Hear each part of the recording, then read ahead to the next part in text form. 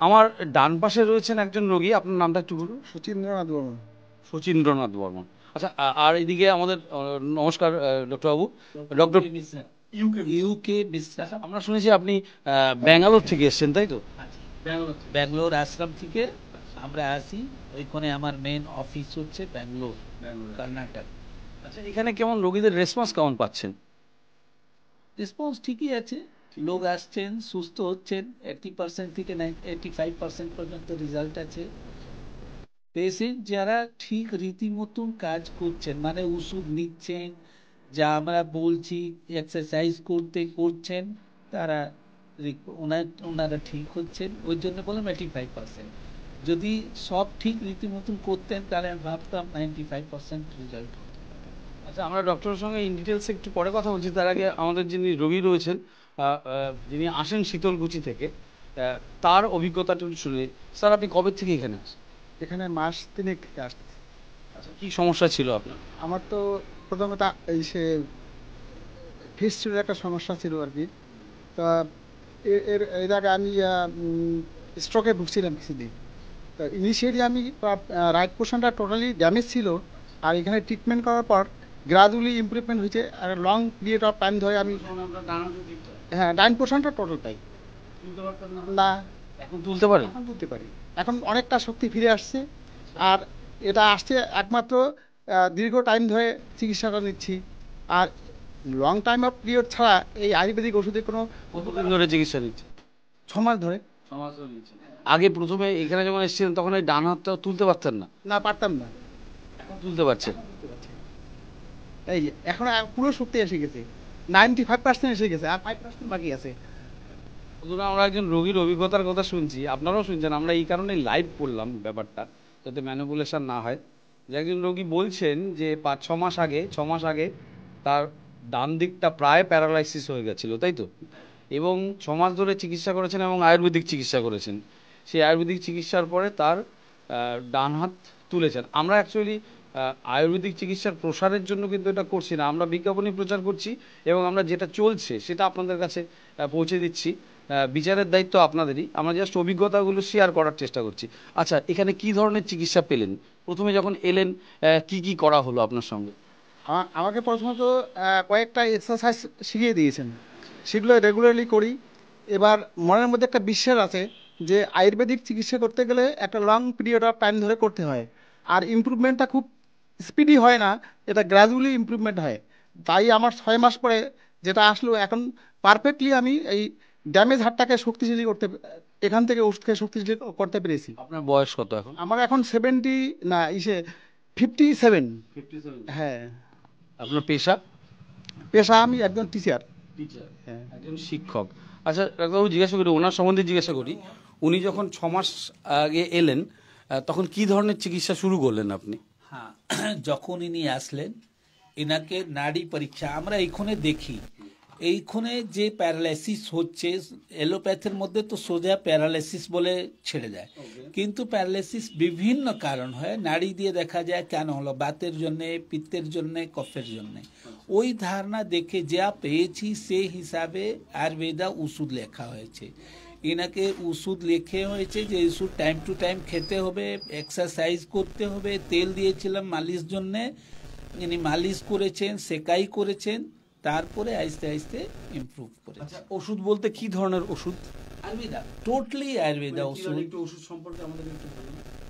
যেমন এনার চলেছে বৃহৎ চিন্তামণি রস, রসরাজ রস, মহাযোগ রস গুগলু, ইয়াষ্টি মধু, মানে বিভিন্ন যে নারীর সম্বন্ধে আলাদা আলাদা সময় আলাদা আলাদা ওষুধ চলেছে, একটাই চলে না তো। মানে আপনাদের এই আয়ুর্বেদিক চিকিৎসায় অধিকাংশ ওষুধই কি ভেষজ ওষুধ? সব ভেষজ, সব ভেষজ। তার মধ্যে কিছু গোল্ড আইটেম আছে, কিছু উইদাউট গোল্ড আছে। যেমন আগে বললাম বৃহৎ চিন্তামণি রস, এইসব হচ্ছে গোল্ড আইটেম। যখন পেশেন্ট খুব সিরিয়াস থাকে তখন গোল্ড আইটেম দিয়ে ওনাদেরকে তা কন্ট্রোল করা হয়, তারপরে আস্তে আস্তে জেনারেল ওষুধ দিয়ে মেনটেন করা হয়। গোল্ড ওষুধের একটু দাম বেশি পড়ে, কিন্তু জেনারেল মেডিসিনের দাম কম পড়ে, মেনটেন করতে পারে। জেনারেল মেডিসিনের দাম কিরকম হয়, একটু আমাদের দাম সম্পর্কে আইডিয়া দিন।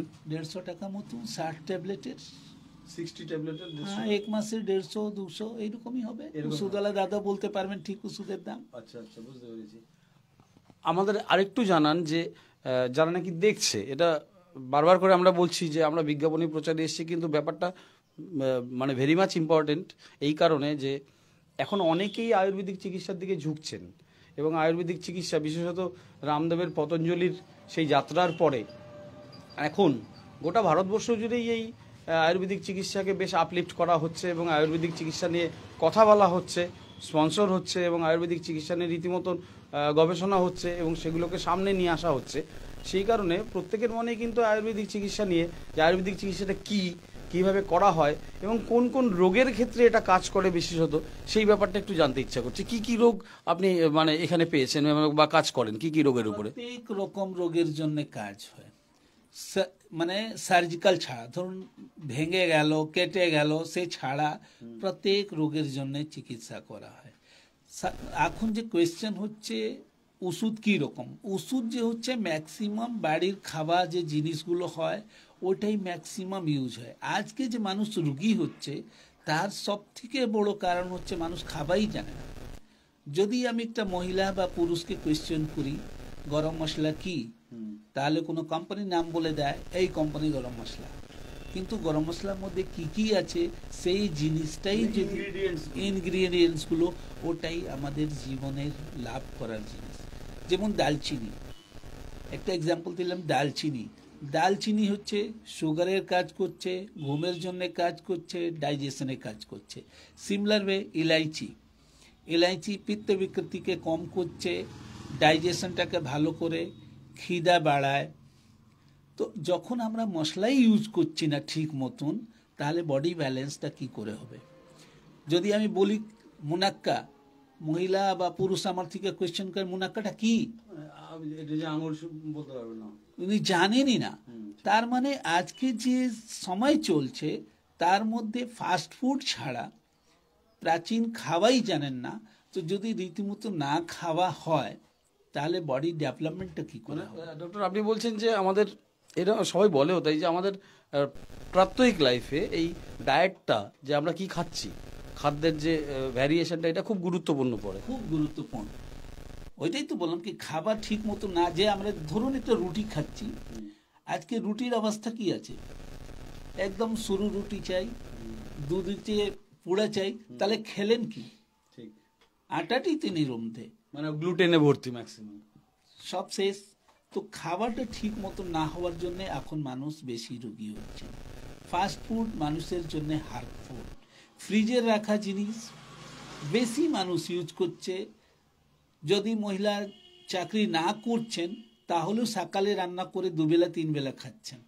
ফার্মেন্টেশন তো অলরেডি হচ্ছে, কিন্তু ফার্মেন্টেশন পরেও এটা খাচ্ছেন না, ওই জন্যে মানুষ এখন রোগী হচ্ছে।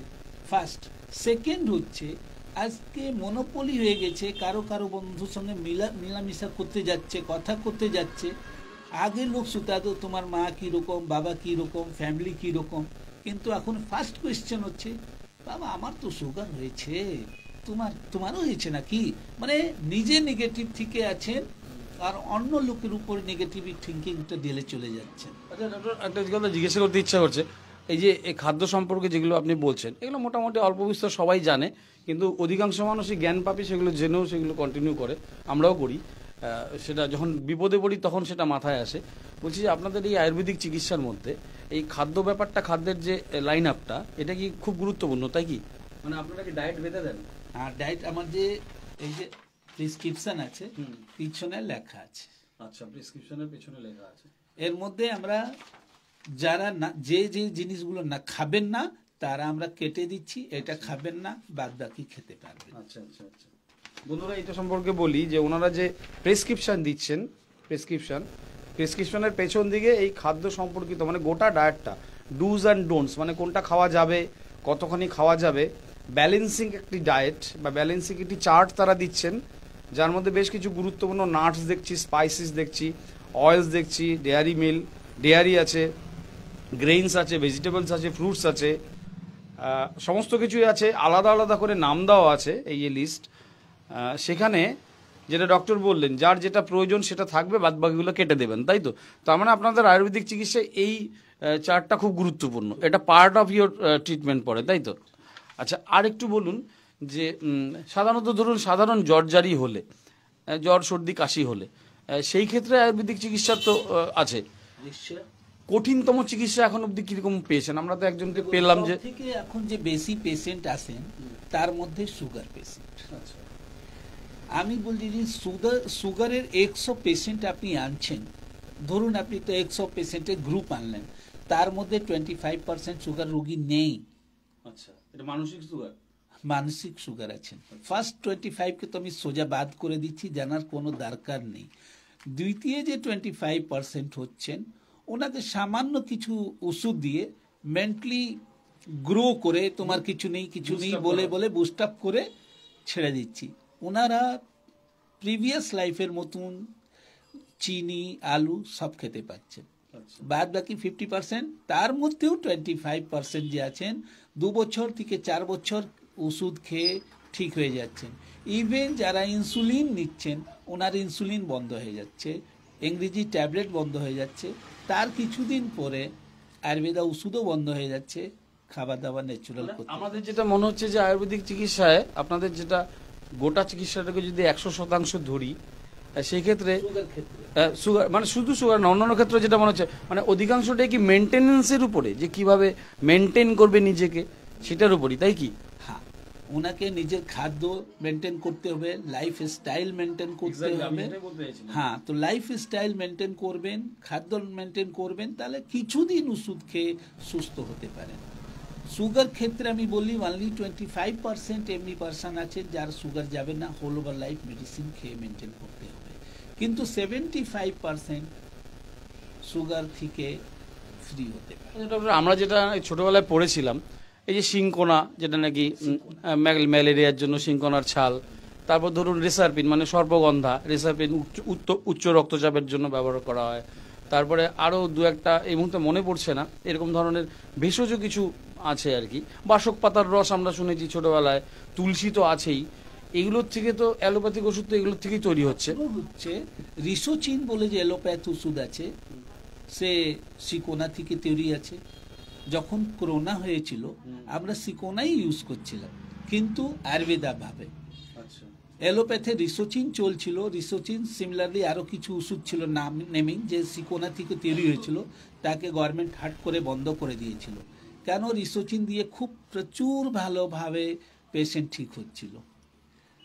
বাকস যে বলছেন, ভাষা রিস্ট আছে আমাদের, ভাষা আবলেহ আছে, এ যে কাশির জন্যে, জ্বরের জন্যে খুব দারুণ। এরপরে সিঙ্গার হার বলি, হিন্দিতে সিঙ্গার হার বলা যায়, শেফালি পাতা বলা যায়, কালমেঘ আছে, ভালো আছে। কিন্তু আচ্ছা, আর একটা গুমা বলে পৌধা পাওয়া যায়, ছোট ছোট গাছ হয়, গুমা বলে, তার গোল গোল ফল হয়, তার উপর সাদা সাদা ফুল হয়, জ্বরের জন্য ভালো। এই যে সামনে দুর্বা ঘাস দেখছেন, সব থেকে ভালো ট্রিটমেন্ট।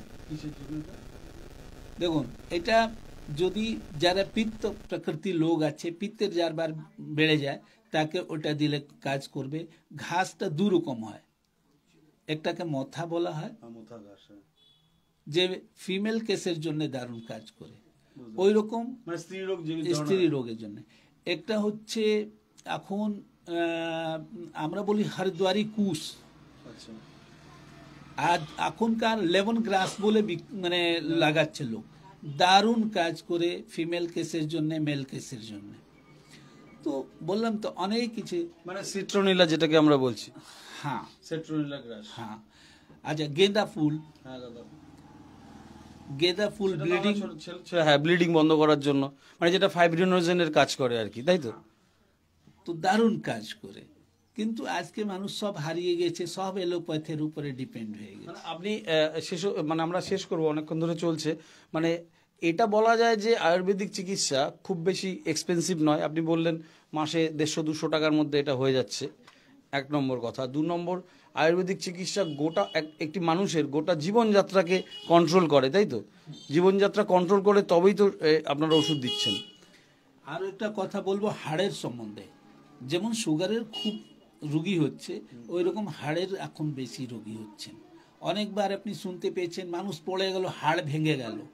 এইখানে দুটা সিচুয়েশন আছে, অস্টিওপোরোসিস যেটাকে আমরা বলি। হ্যাঁ, এইখানে ম্যাক্সিমাম লোক বলে পড়ার জন্য হাড় ভেঙে গেল, কিন্তু আমার ধারণা হচ্ছে হাড় অত ক্ষয় হয়ে গেছিল কি ভেঙে গেছে, পড়ে গেছে। মানে অস্টিওপোরোসিস যেটাকে বলছে। হ্যাঁ। তো এই যে ক্যালসিয়ামের অভাবে তো- ক্যালসিয়াম অভাব হচ্ছে, কিন্তু এটা অনেক ধারণায় হচ্ছে ক্যালসিয়াম অভাব তো লোক বলে দিচ্ছে, কিন্তু আমার কাছে যে কেস আসছে তার মধ্যে ম্যাক্সিমাম কেস এমনি দেখা যাচ্ছে যে যার মধ্যে কফ বিকৃতি বেশি হয়ে গেছে।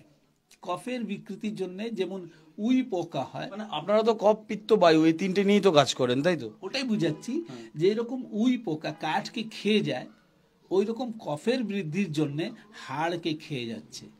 কারণ যে বললাম ফ্রিজ আর এসি ম্যাক্সিমাম ইউজ করার জন্য বডিতে ওইটা বেশি ঢুকছে, কফটা ওই হাড়কে খেয়ে যাচ্ছে।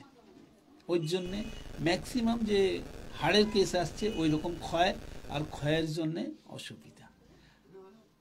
কিন্তু আমাদের আয়ুর্বেদা ওষুধ দিয়ে হাড় ক্ষয়টাকে ক্লিয়ার করা হয়। আচ্ছা, এবার একটুখানি বাস্তবে মানে অন্য কথায় আসি, যে যারা নাকি দেখছেন তারা নিশ্চয়ই এই ব্যাপারগুলো লক্ষ্য করবেন।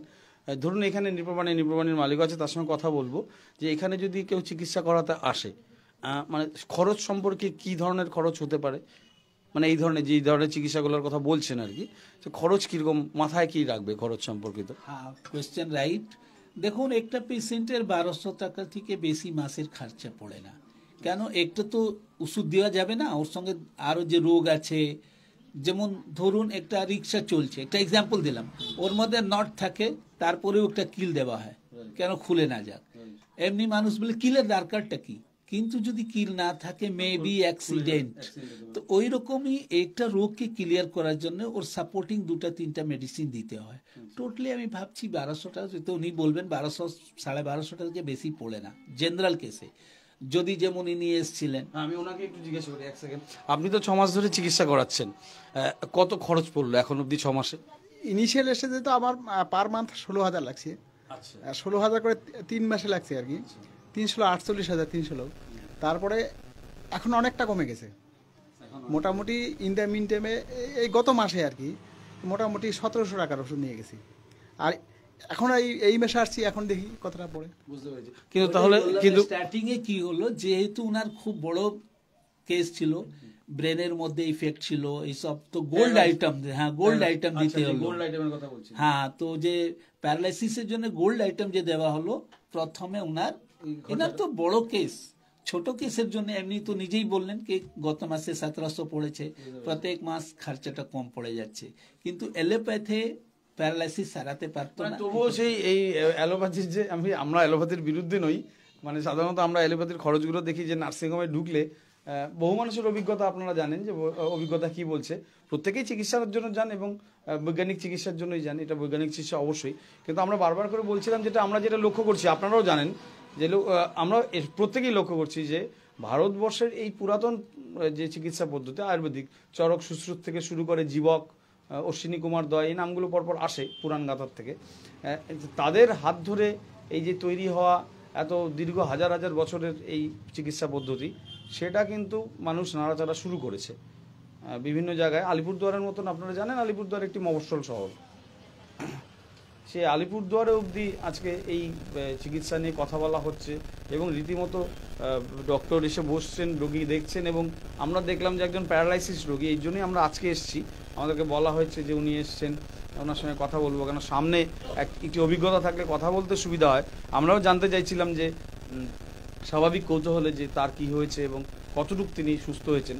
ডান হাত, আরেকবার ডান হাত উঠিয়ে দেখা, এই ডান হাত তিনি ওঠাতে পারতেন না, প্যারালাইসিস হয়ে গেছিল, পার্ট অফ প্যারালাইসিস। যাই হোক না কেন, যেটা বুঝলাম যে প্রথম অবস্থায় ওনার খরচাটা বেশি হয়েছে, কারণ গোল্ড আইটেম কিছু আছে আয়ুর্বেদিক চিকিৎসায়, গোল্ড মানে স্বর্ণচূর্ণ দিয়ে কিছু কাজ করা হয়, সেগুলোর জন্য হয়তো এই পয়সাটা লেগেছে। এবং গত মাসে আপনি কত বললেন, 1700 টাকার ওষুধ, এবং ডক্টরের কথার সাথে মিলেও যাচ্ছে যে ওই 1200-1400 টাকার মধ্যে সারা মাসের খরচ।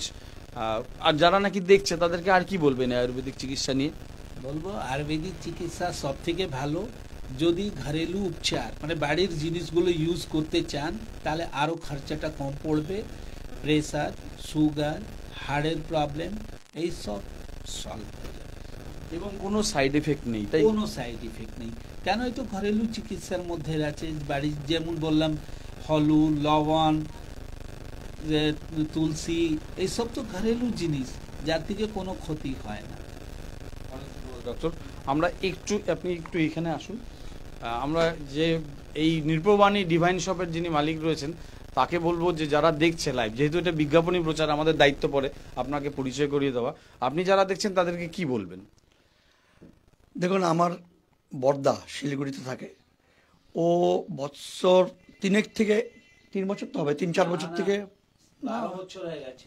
12 বছর থেকে আমি 12 বছর থেকে এই বিজনেসের সাথে জড়িত। এবং শিলিগুড়িতে আগে একজন ডাক্তার বসতেন, উনি বসতেন আগে প্রথম। এখন শিলিগুড়িতে 4 জন ডাক্তার বসে। শিলিগুড়িতে আয়ুর্বেদিকের নাম লেখাতে হলে অর্ধেক, আলিপুরদুয়ারের কথা বলুন। আমি শিলিগুড়ির কথাই বলছি প্রথম। কারণ হচ্ছে শিলিগুড়ির দেখেই আমি ইনসিট হয়েছি যে আলিপুরদুয়ারে নেই।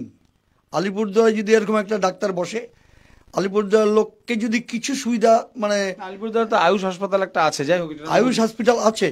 যেমন এই যে আপনি যার কথা দেখলেন যে প্যারালাইসিস রোগী, উনার জন্য আমি আমার ভাই ওই বাবন লক্ষিতকে কয়েকবার বলছিলাম যে তুই আয়, একটু আচ্ছা, দেখা, ঠিক আছে। আপনি যারা তোর নাকি সুবিধা দেখছেন, হয়। আমরা অন্য কথা শুনবো না, যেহেতু এটা বিজ্ঞাপন। সবাইকে আসতে বলবো, হ্যাঁ, চেষ্টা করব। আমি Try- ধরে আছি, দেখি না Try কোথায় গিয়ে দাঁড়ায়। ট্রাই করতে বলবেন, একদম। একবার ট্রাই করতে বলবেন। অ্যাটলিস্ট 2 মাস দেখুক, নিয়ম মতন কাজ না হলে আসবে না। আর এখানে তো টেস্ট করে পয়সা নষ্ট করতে হবে না, যা হবে সবটাই ওষুধে আর ডাক্তার ভিজিটে, এর বাইরে কোনো খরচা নেই।